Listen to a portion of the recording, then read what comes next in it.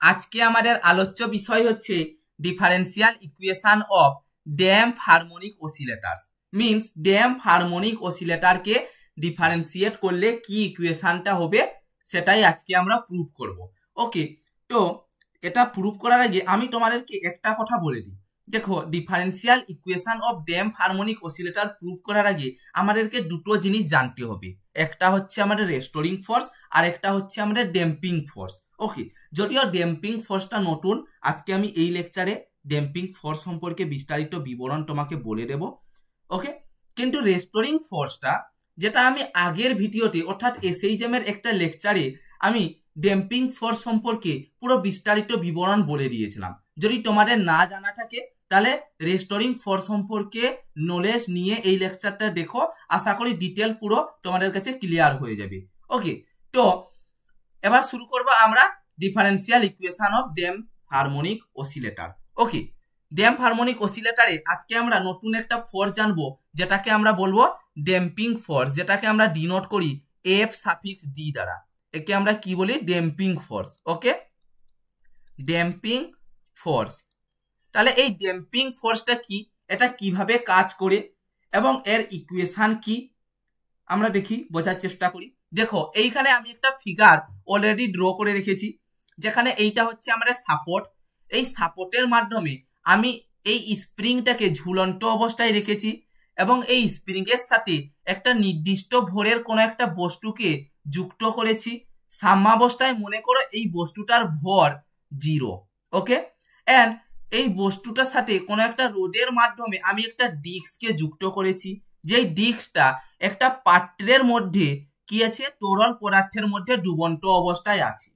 এবার যদি ভালো করে দেখো, এই যে এই ডিস্কটার যদি নিচের দিকে নামার চেষ্টা করে, মিন্স ভেলোসিটি যদি নিচের দিকে কাজ করে, তাহলে এই যে ড্যাম্পিং ফোর্সটা ওপরের দিকে কাজ করবে। ওকে, এই ওপরের দিকে একটা ফোর্স কাজ করবে, যেটা হচ্ছে আমরা ড্যাম্পিং ফোর্স। আবার ভেলোসিটি যদি ওপরের দিকে কাজ করে, মিন্স ডিস্কটা যদি ওপরে ওঠার চেষ্টা করে, তাহলে কি হবে? ড্যাম্পিং ফোর্স নিচের দিকে কাজ করবে। ওকে, মিন্স বুঝতে পারছো যে যদি ডিস্কটা ওপরের দিকে ওঠার চেষ্টা করে, ড্যাম্পিং ফোর্স নিচের দিকে কাজ করবে। মিন্স আপওয়ার্ড ডাউনওয়ার্ড একটা ফোর্স ক্রিয়েট হচ্ছে, যেটাকে আমরা ড্যাম্পিং ফোর্স বলবো। তাহলে এটা বলতে পারি যে হোয়েন এই যে ডিস্কটা, when disc moves upward or downwards it's experience damping force. তাহলে এখানে লিখি when disc moves upward and downward its experience damping force।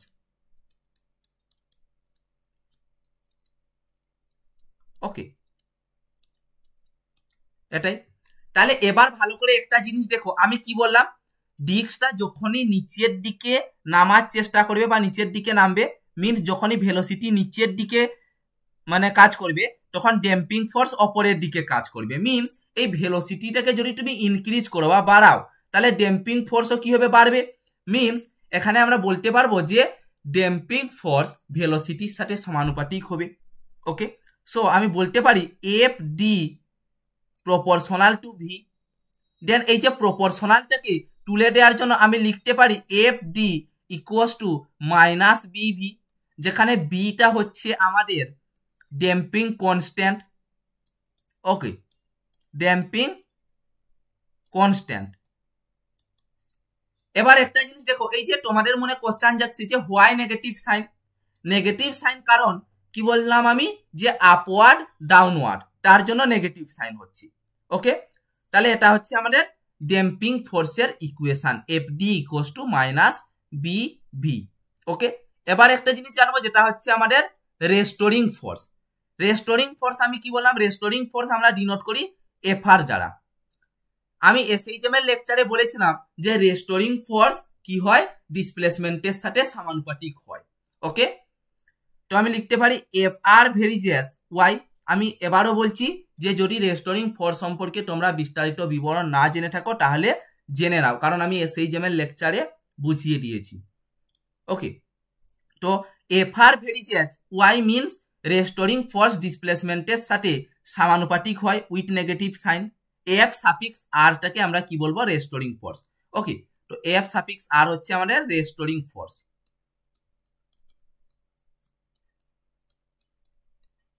এবার ভালো করে দেখো, এই প্রপোর্শনালটা তুলে দেওয়ার জন্য আমরা লিখতে পারি কোন একটা কনস্ট্যান্ট আনবো, F R equals to minus K Y. তাহলে এটাই হচ্ছে আমাদের রেস্টোরিং ফোর্সের ইকুয়েশন। আর আমি কি বলেছিলাম, প্রথমে ড্যাম্পিং ফোর্স বের করবে এন্ড রেস্টোরিং ফোর্স বের করবে, দেন দুটোকে সাম করলে যে ইকুয়েশনটা আমাদের দাঁড়াবে ওটাই হচ্ছে differential equation of damp harmonic oscillator. এবার দেখো ভালো করে, নেট ফোর্স ইকুয়ালস টু আমরা লিখতে পারি damping force plus restoring force. Net force equals to damping force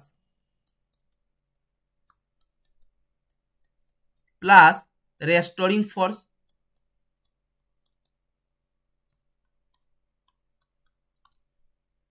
একে আমরা ডিনোট করতে পারি F suffix net equals to damping ফোর্সটা আমি বললাম F suffix D and restoring ফোর্সটা আমি বললাম এফ সাফিক্স আর।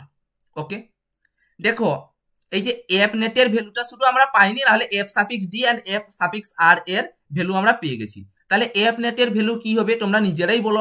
নিউটনের সেকেন্ড ল থেকে আমরা কি জেনেছিলাম যে F net equals to M A means ভর এন্ড ত্বরণের গুণফলের সমান হয়। তাহলে এখানে এই ভ্যালুগুলো বসাই, এই ভ্যালুটা এন্ড এই ভ্যালুটা এন্ড এই ভ্যালুটা, এই তিনটা ভ্যালু এখানে বসিয়ে রেখি ইকুয়েশনে। এফ নেট ইকুয়ালস টু হচ্ছে আমাদের M A and F D equals to আমি বলেছিলাম minus B V and F R means restoring force আমি বলেছিলাম minus K Y. Okay, so এবার আমি লিখতে পারি M A equals to minus B V minus K Y. Then আমি লিখতে পারি M A plus B V plus K Y equals to 0। Okay, এবার একটা জিনিস দেখো, আমাকে কি বলেছে যে ডিফারেন্সিয়াল ফর্ম তৈরি করতে বলেছে। এই যে ভি আর এ এইগুলোকে ডিফারেন্সিয়েট করে দিলে আমাদের differential form of damp harmonic oscillator আমরা পেয়ে যাব। দেখো এই যে ভি এর ভ্যালু আর এ এর ভ্যালু বের করি। তোমরা অবশ্যই জানো আমি ভি কি বলেছিলাম, মিনস ভেলোসিটি কি বলেছিলাম, the rate of change of displacement over time is called velocity, means V equals to D Y by D T আমরা করতে পারি। ওকে, এন্ড এসিলারেশন আমি কি বলেছিলাম, এসিলারেশন বলেছিলাম the rate of change of velocity over time is called acceleration, mean A equals to D V by D T আমি করতে পারি and means equals to D by D T into V and equals to D by D T, এই যে V এর value dy by DT এখানে আমি বসাতে পারি। ওকে, মিনস ডিসপ্লেসমেন্ট কি সেকেন্ড অর্ডার ডেরিভেটিভ করলে যেটা হয় সেটাই হচ্ছে আমাদের acceleration. So A equals to finally আমি লিখতে পারি D two Y by D T two.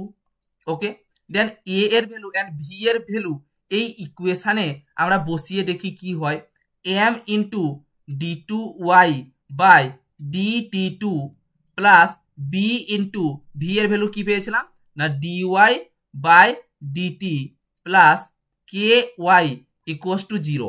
এটাই হচ্ছে আমাদের ড্যাম্প হারমোনিক অসিলেটরের ইকুয়েশন। কিন্তু এখনো পুরোপুরি সলভ হয়নি, আমি বলে দিচ্ছি, দেখো ভালো করে বোঝার চেষ্টা করো।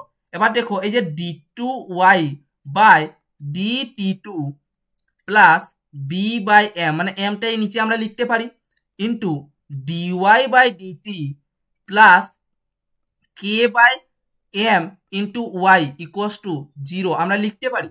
এবার একটা ভালো করে একটা জিনিস দেখো, just imagine and just put B by M equals to 2 beta and K by M equals to omega square. Just put, এইটা তোমরা কি করলে ধরলে, B by M equals to 2 beta ধরলাম and K by M equals to আমি ধরলাম omega square. Okay, what is omega? Omega এখানে তোমার মনে প্রশ্ন যাচ্ছে যে ওমেগাটা কি এন্ড বিটাটা এখানে কি। সো এখানে বলে দিই না, বিটা ইকুয়ালস টু হচ্ছে আমাদের damping ratio. Okay, and B equals to হচ্ছে আমাদের ড্যাম্পিং কোএফিসিয়েন্ট।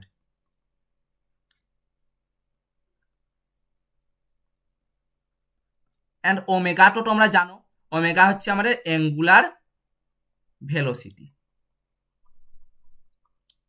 ওকে, এবার দেখো এই যে ড্যাম্পিং রেশিও এর ভ্যালুটা হচ্ছে, ড্যাম্পিং রেশিও মিন্স বিটা এর ভ্যালু হচ্ছে b/2m। এটা বিশেষ করে এক্সাম্পল মিন্স কোন নিউমেরিক্যাল ক্ষেত্রে কাজে লাগে, তো এটা মনে রাখবি। সো এবার কি b/m = 2 beta and k/m = omega square বসিয়ে দেখি আমাদের ফাইনালি ইকুয়েশনটা কি হবে।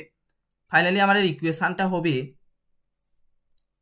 d2y by dt2 plus 2 beta dy by dt plus omega square y = 0। এটাই হচ্ছে আমাদের equation of damp harmonic oscillator.